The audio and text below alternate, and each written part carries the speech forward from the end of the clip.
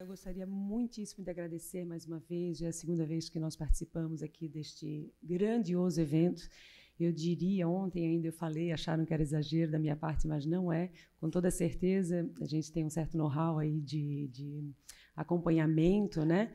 De eventos aí pelo mundo afora, e o congresso aqui da BDF assim, superando cada vez mais, e excelente do começo ao fim. Acho que um painel melhor que o outro, e grandes personalidades aí que a gente vem reencontrando e conhecendo outras que a gente está tendo prazer aí também de ampliar, né, o nosso leque de amizades, né? Então, muito obrigada aí pela presença de todos e que tenham um excelente dia com a gente aqui nesse painel maravilhoso também. Painel 16, né?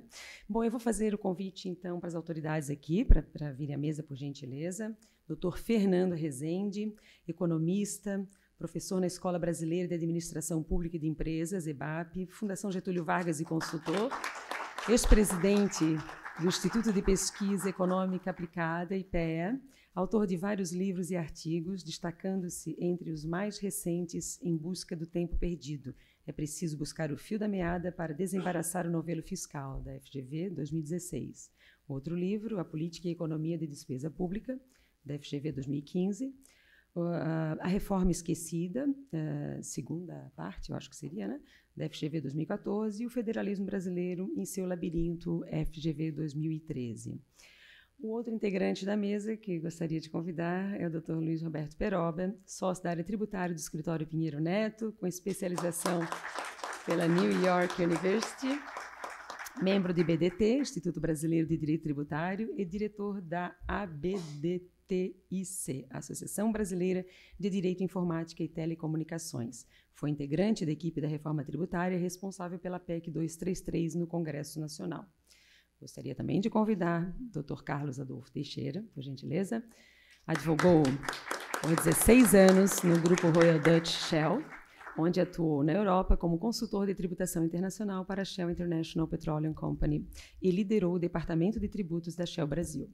Foi sócio por vários anos de renomados escritórios de advocacia, sendo sócio fundador da Teixeira Duarte Advogados. É diretor da BDF, professor do curso de pós-graduação da BDF, o PJT, que inclusive agora está, né, em parceria com a Universidade Complutense de Madrid, que é super indicado também, e é relator brasileiro do tema 1 do Congresso Internacional da IFA deste ano, em Londres. O próximo convidado é Felipe Renaud, por gentileza. Sócio do Renaud Zatarda Gama Rodrigues e Pires Advogados, mestre em Direito Constitucional pela UFF, doutorando em Finanças Públicas, Tributação e Desenvolvimento na UERJ, professor da Educação Executiva, LLM, MBA e pós-graduação da FGV e BMEC, coordenador do Direito Tributário da ESA Rio de Janeiro. Bom, tenhamos todos um excelente dia, uma excelente apresentação, e vamos começar com o Dr. Fernando. Por gentileza, Dr. Fernando Rezende. A primeira fala é a sua.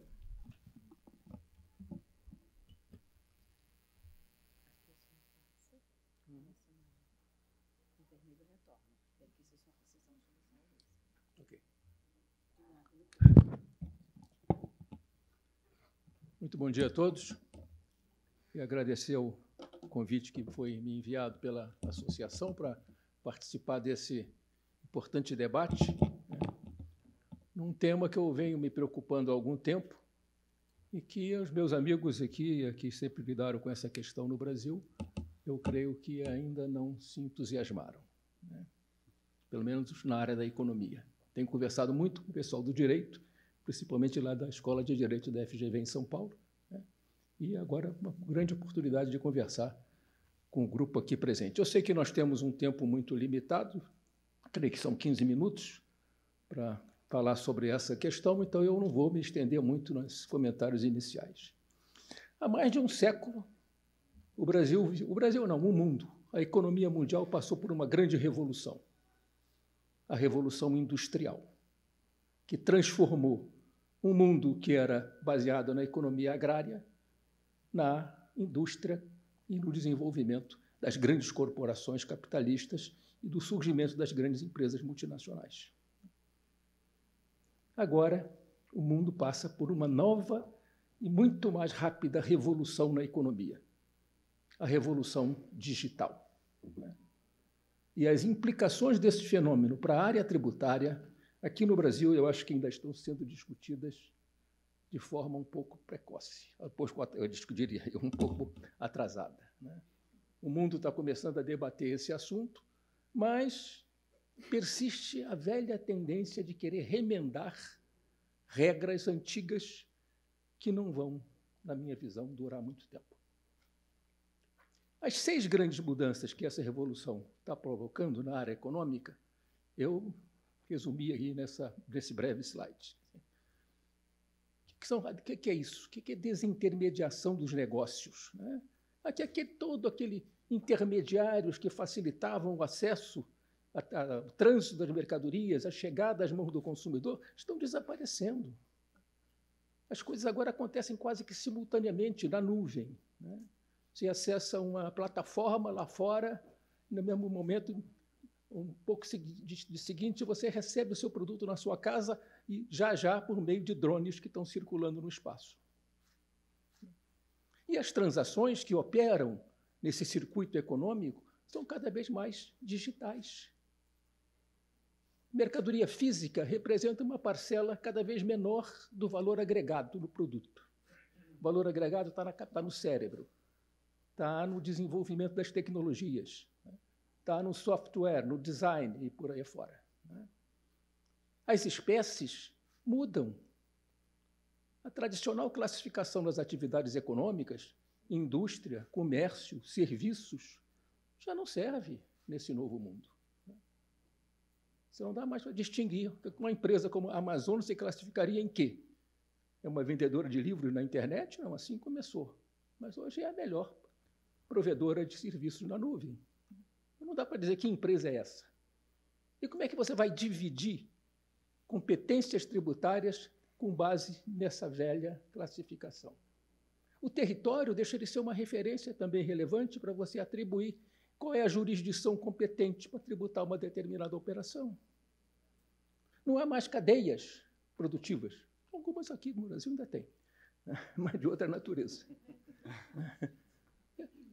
As redes, que são redes mundiais de geração de valor, cuja globalização alcança uma escala inédita no mundo, porque você pode encomendar a qualquer país do mundo um software para produzir uma determinada coisa. Então, as distâncias tornaram-se irrelevantes para definir os custos de transação. E as mudanças são cada vez mais rápidas. Eu me preocupo quando alguém fala por aqui de fazer uma reforma tributária que pode durar 40 anos. Por 40 anos, o Brasil não aguenta nem 10 com esse nosso regime tributário vigente. Nada de relevante de investimentos em serviços de alta tecnologia vai se instalar no Brasil, numa realidade onde, estávamos vendo agora, a internet cai a toda hora. Sem serviço de comunicações moderno, eficiente e confiável, não terá investimento em serviços relevantes no Brasil.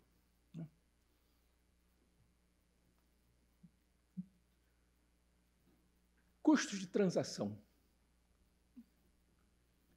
Os custos de transação foram o grande elemento que provocou a criação do IVA, desenhado no início do século XX e implementado a partir da segunda metade desse século. E eu sempre digo para os meus amigos, IVA não é um imposto. IVA é um método de cobrança de um imposto sobre vendas, que foi desenhado lá atrás exatamente para lidar com o fato de que as grandes corporações industriais eram verticalizadas, porque os custos de transação eram altos. Hoje, os custos de transação reduziram-se a quase nada. Então, e não por acaso, as grandes da tecnologia são empresas altamente centralizadas. Vamos lidar com essa realidade de modo diferente. O principal ativo dessa economia não é a máquina, é o cérebro, é a capacidade de inovar, de desenhar novas coisas, de atender ao desejo do consumidor. Cada vez mais a interação entre produtor e consumidor é uma interação que se desenvolve numa escala crescente. Quase tudo vai sendo feito a descomoditização das coisas. É feito tudo sob medida. E é o que eu acabei de falar, o valor agregado na produção dos bens é uma parcela cada vez menor do valor do produto.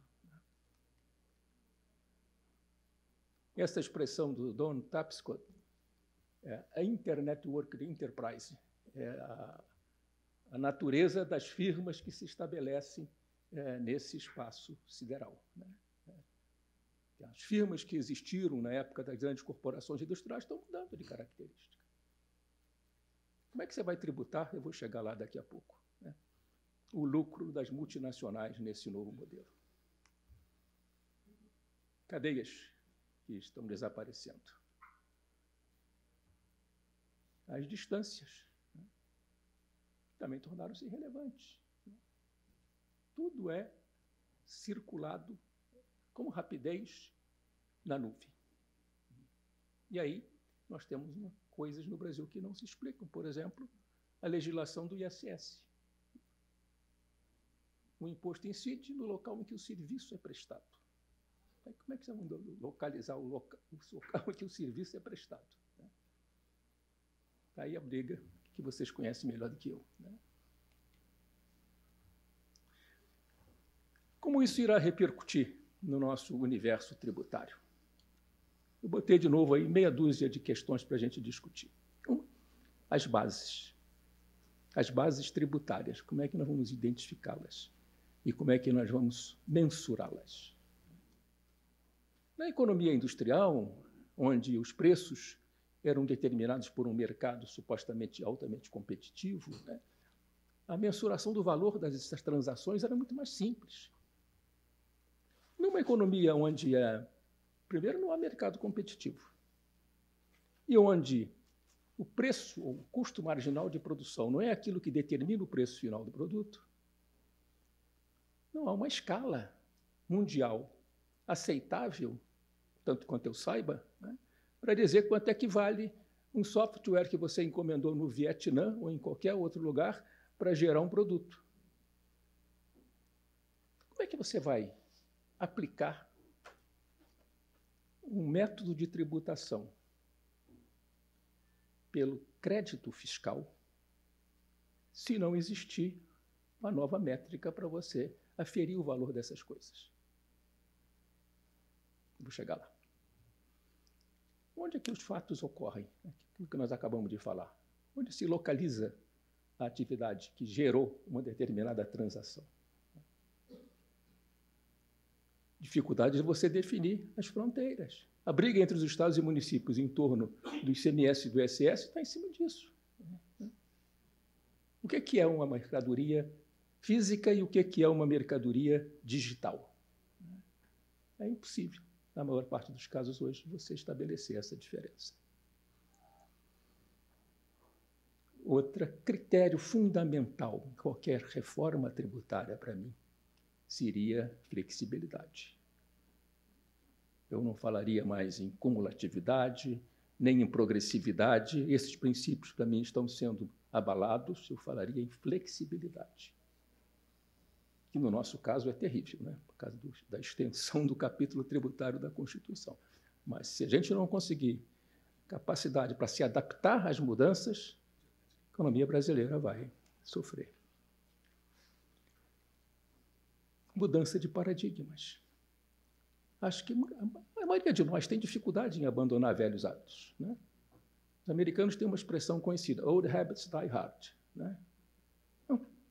E ficamos discutindo uma reforma tributária insistindo na ideia da cumulatividade. Digo, o que é cumulatividade nessa economia digital? Não sei. Porque cumulatividade é aquele efeito do imposto que iria incidindo ao longo da cadeia produtiva, que levava, às vezes, 3 ou 4 anos ou mais para o produto começar a ser produzido e chegar na mão do consumidor. Mas agora não tem mais esse tempo.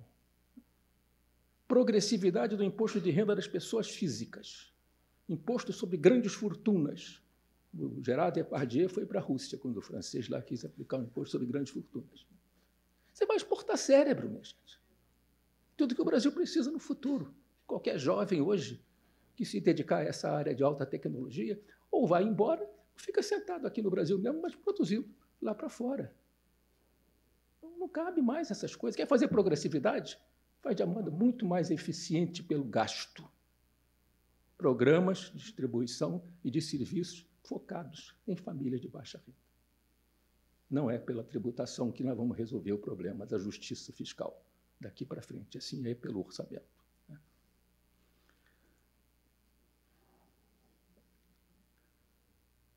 Residência versus fonte.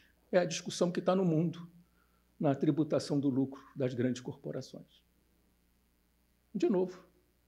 E aí, o que se discute?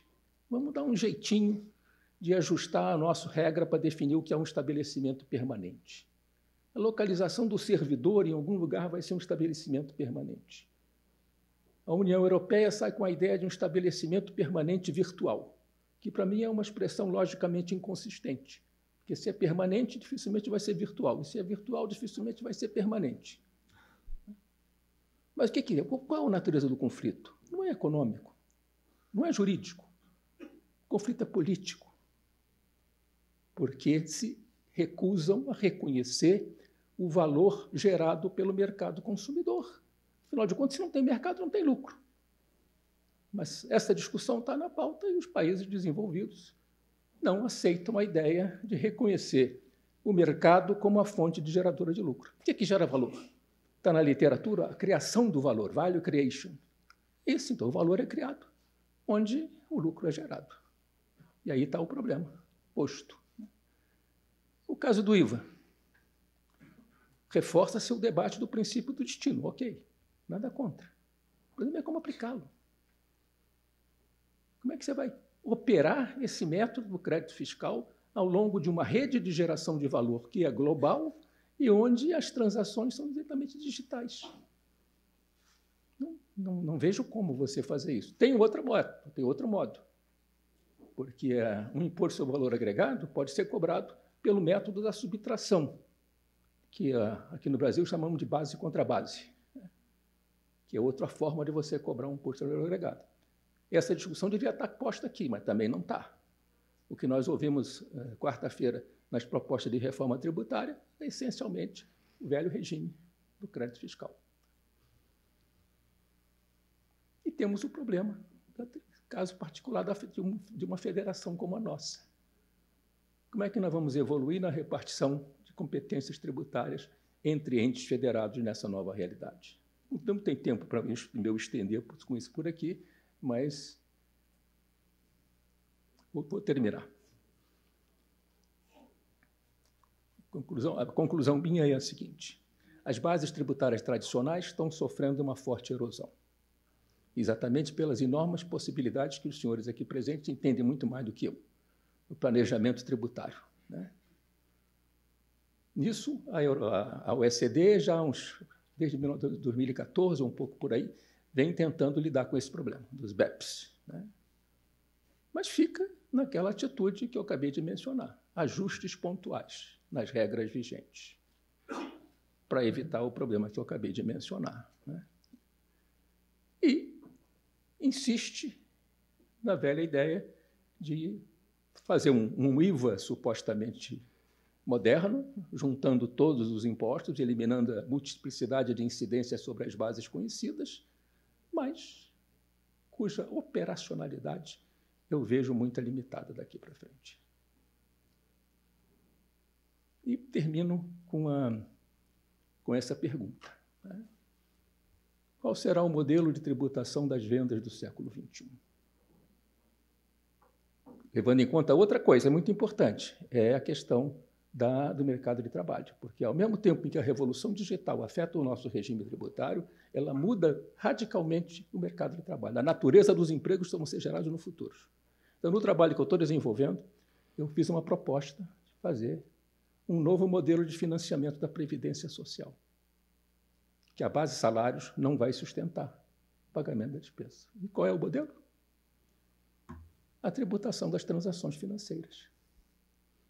Não vamos poder fugir disso. Ficou marcado, no Brasil ficou um estigma, lá com o debate da contribuição provisória sobre a movimentação financeira. Mas está na hora da gente repensar. Está na hora da gente abrir a cabeça e rediscutir. Essa seria uma nova base tributária capaz de lidar com os problemas que surgem com o avanço da revolução digital? Eu acho que será. Não é para falar em imposto único. É para falar numa nova base tributária para a economia do século XXI. Era isso que eu queria discutir com os senhores. Lamento que o tempo é tão curto que a gente tem que correr, às vezes não explica-se de modo suficiente. Obrigado.